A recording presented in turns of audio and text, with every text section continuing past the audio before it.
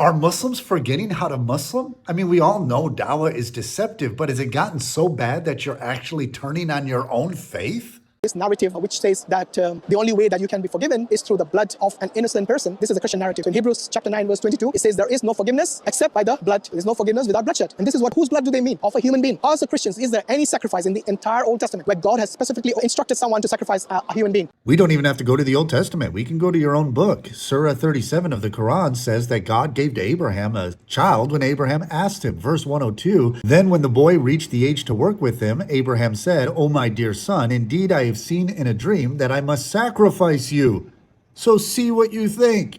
Verse 103, the son replies, "O my father, do as you are commanded, and you will find me, if Allah wills, of the steadfast." Abraham's son recognized that this was a command from Allah. Verse 104, and when they had both submitted, and he had put him down upon his forehead, we called to him, "O Abraham, you have fulfilled the vision. Indeed, we thus reward the doer of good, and we have ransomed him with a great sacrifice." Wait a second. Is there any sacrifice in the entire Old Testament where God has specifically instructed someone to sacrifice a human being? So Allah commanded in a dream that Abraham sacrifice his son. Abraham Islamed, he submitted. His son Islamed, they submitted to the will of Allah to sacrifice the son. They even prostrated. He put him in the position of prostration in order to sacrifice his son. But here's the beautiful imagery that Islam misses that is very clearly spelled out in scriptures.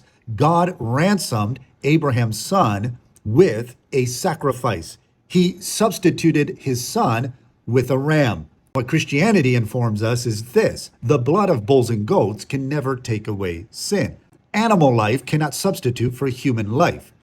So despite the fact that that day the son of Abraham was spared, that son of Abraham still died. In order to rise to life, mankind needs a true sacrifice that is a perfect sacrifice.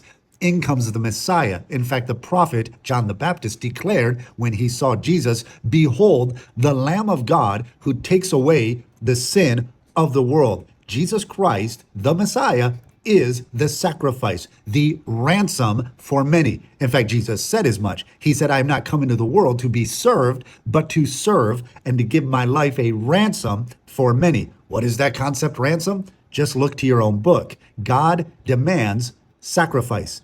Why? Because in order for us to have life, life must be given because we are all sinners. For all have sinned and come